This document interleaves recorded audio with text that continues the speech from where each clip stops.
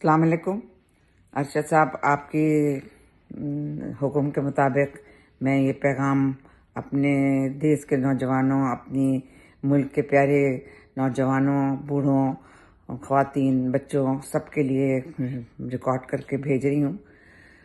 میں ابھی پاکستان ہو کے آئی 1 مہینے کے لیے، اور یہ کرونا کا دور تھا اور کرونا کا عروج تھا، اور میں نے جو کچھ دیکھا اپنے چاروں طرف، حالانکہ میں پاکستانی قوم پہ بڑی فخر کرتی ہوں، جب کوئی مسئلہ کھڑا ہوتا ہے تو یہ ایسے مقابلے پہ آتی ہیں اور کامیابی سے نکل جاتے ہیں، لیکن کچھ باتوں سے میرا دل ٹوٹا۔ ایک تو میں نے یہ دیکھا کہ لوگ بڑے روکھے ہو گئے ہیں، کچھ نفسیاتی چیزیں بھی اثر کر رہی ہیں اور پیدا ہو رہی ہیں روٹین کے ڈسٹرب ہو جانے سے۔ سب سے بڑی چیز جو میں نے دیکھی کہ ڈھٹائی اور بدتمیزی اور کسی کا خیال نہ کرنا کچھ اس وبا میں بڑھ گیا۔ ایسی بات نہیں ہے، ہم سب کو مل کے اپنے ملک کو بچانا ہے، اپنے آپ کو بچانا ہے۔ ہماری زندگیاں قیمتی ہیں، یہ اللہ کی امانت ہے۔ ہمیں اپنے قوم، اپنے ملک کے طرف بھی دیکھنا ہے، اپنے گھروں کی طرف، خاندانوں کی طرف بھی دیکھنا ہے۔ ہمارا دنیا ہم سے کیا تقاضا کر رہی ہے، پڑھے لکھے قومیں کس ڈگر پہ چل رہی ہیں، ان کو مثال بنا کے آگے بڑھنا ہے۔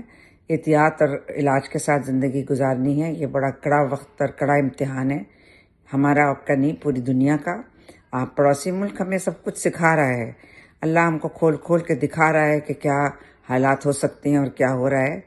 اس کو ہلکا نہ سمجھا جائے، یہ ایک غضب ہے، یہ ایک بڑی خطرناک وبا ہے۔ اللہ اس سے سب کو محفوظ رکھے۔ ہم لوگ سب ایک دوسرے کا ساتھ دیتے ہوئے، ایک دوسرے کا خیال کرتے ہوئے اس سے نبرد آزما ہوں، اور اس کو ایک چیلنج سمجھیں، اس کو ایک اللہ کی طرف سے آفت سمجھیں، اور مل جل کے اس کے خاتمے کے طرف گامزن ہوں۔ آپ سب ماسک پہنیں، سوشل ڈسٹینسنگ رکھیں، اس طرح بنس روڈ پہ فوڈ اسٹریٹ پہ نہ ٹوٹیں جیسے کبھی کھانا نہ ملا ہے نہ ملے گا۔ عید انشاءاللہ آگے بھی آئیں گی، یہ عید بھی اللہ سب کو مبارک کرے۔ اپنے ان کھوئے ہوئے لوگوں کی یادوں کے ساتھ یہ عید تھوڑا دکھ دینے والی عید ہے، ذرا اپنے کو کنٹرول کر لیں، جان ہے تو جہان ہے، بہت کچھ آگے ملے گا۔ اپنی زندگیوں کی حفاظت کریں، اور یقین ہے مجھے میرے اس پیغام کا کچھ لوگوں پہ ضرور اثر ہوگا، اور اللہ مجھے اس کا بھی اجر دے گا۔ فی امان اللہ۔